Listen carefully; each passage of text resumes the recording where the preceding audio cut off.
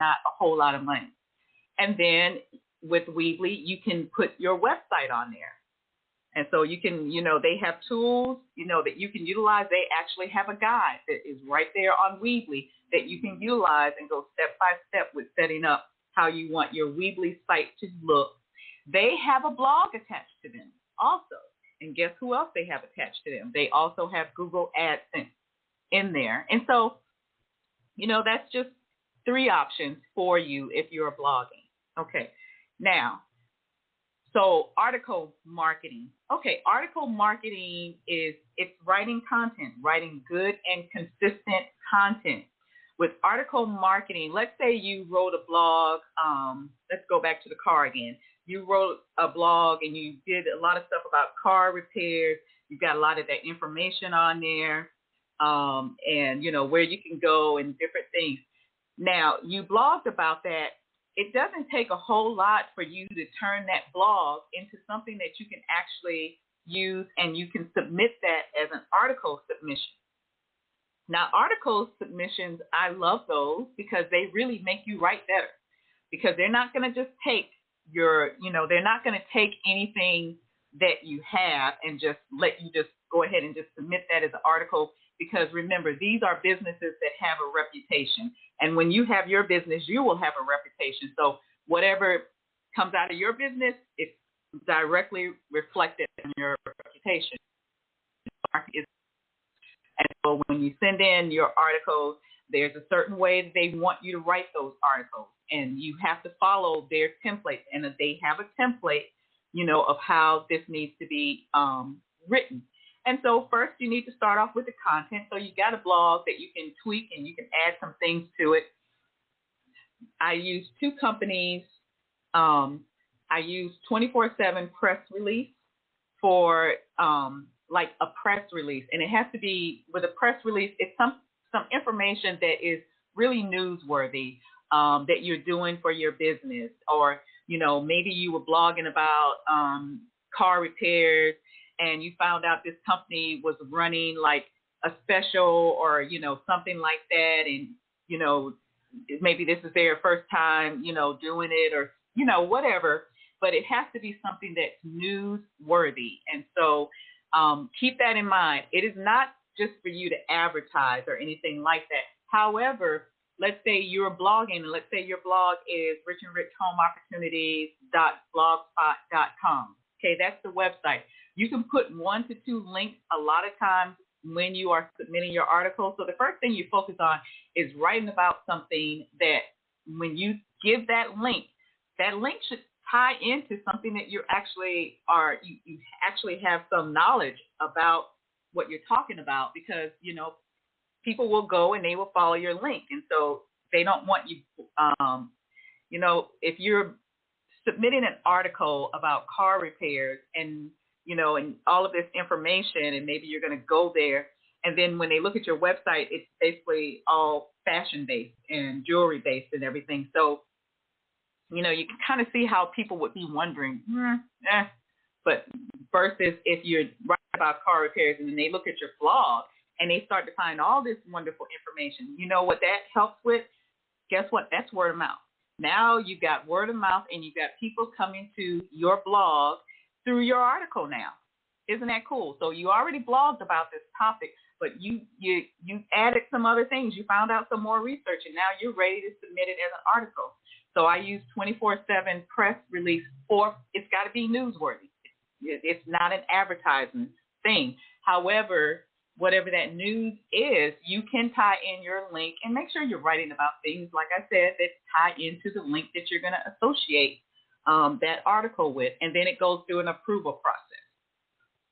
And so the editors, they will look at it. They'll send it back to you. If it's not good, they'll give you some things that, kept them from actually submitting the article for approval. And so the other big one that I have, it's one of my favorites, eZine articles. And so that's EZINE articles.com. They're huge, and you can get a lot of traffic if you can, write good content and submit it as an article, and then, have the link to whatever information you're going to link it to in that article. And so that gets you website, and then you have an author box, which I think is really, really huge. And you get to go through, you get certain medals when you get to certain levels. So it's like an achievement thing also, because you can look at where you started from when you first started using the program to where you are right now. And right now, for me, I'm an expert on there, and I don't know how high it goes, but that's as far as I've gotten. And so I've got an article in there right now that I've got to check on.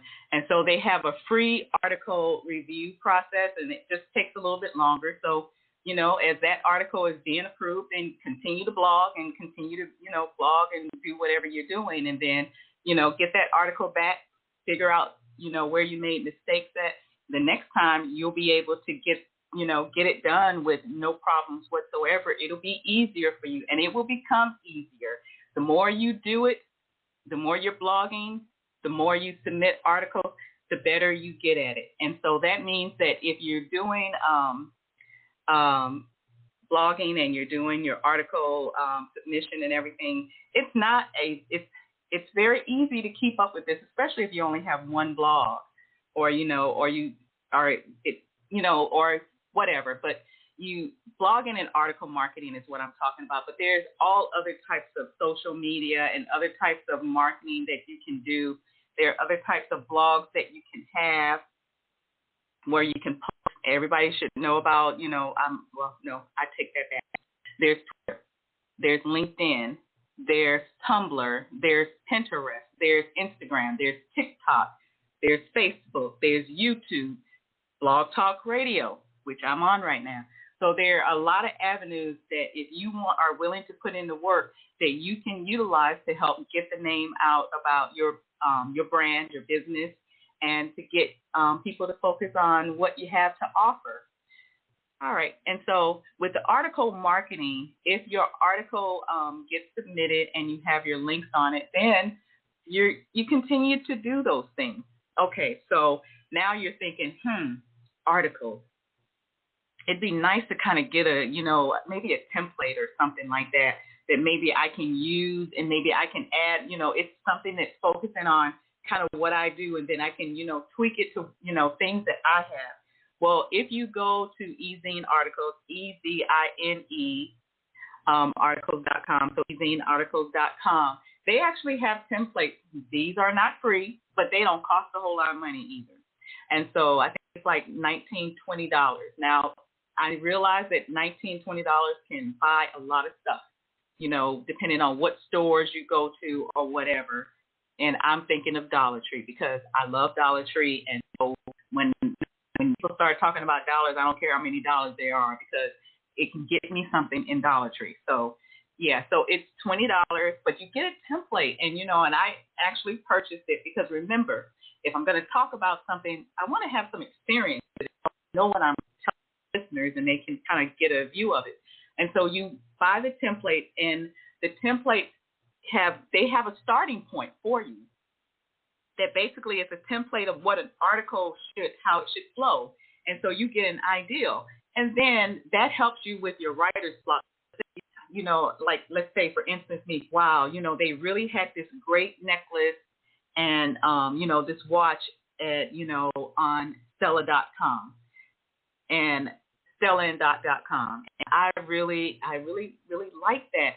And so with the articles, what type of article do you have that you might be able to kind of add, the information about, what it looked like, and, and if you can do images or anything like that. I love images because I can talk all day long. And the reason that I like to have, I like to blog about what I am doing on Blog Talk Radio Show, because I can do visuals and I can do, more things. And I think that helps out so much when you can visually see something. And so the article templates that you can get through ezinearticles.com, that helps you with that writer's block, and it helps you with some ideas to, blog about, and so they have a lot of different ones, and they have categories.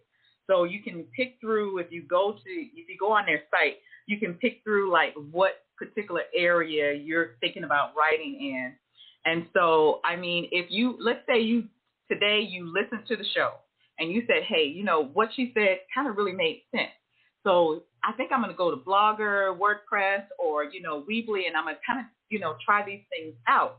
And then I'm going to go over to eZine articles and, and I'm going to look at these templates and kind of see if there's anything that I feel like I can really actually do.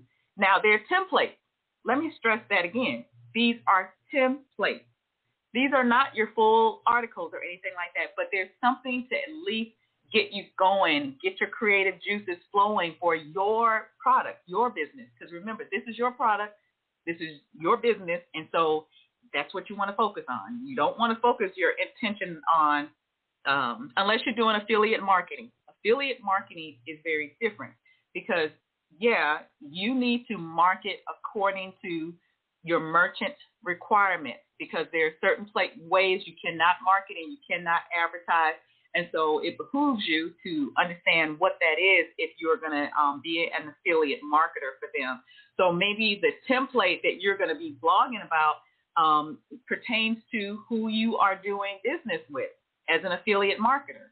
And so if I was an affiliate marketer, there are certain niches that I market in, and so those are the programs that I'm signing up for. So my blog or blogs are geared towards that particular program. And so my article, blogging, anything, it pertains on that particular you put your disclaimer in. So if you blog and you're an affiliate marketer, and let's say, okay, I'm an affiliate marketer for StellaandDot.com for jewelry.